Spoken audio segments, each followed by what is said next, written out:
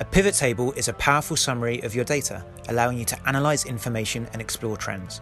To create a pivot table, select the data you want to analyse, go to Insert, and then Pivot Table. We recommend placing the pivot table in a new tab. To build your table, first select the rows.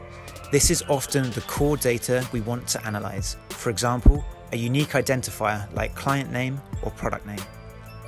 Add the data you want to analyse into the Value section.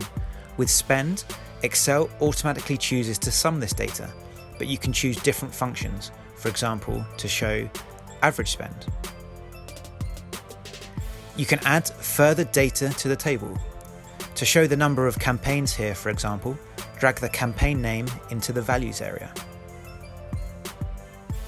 With filters, columns, rows, and values, there are a wide range of ways to summarise and analyse your data.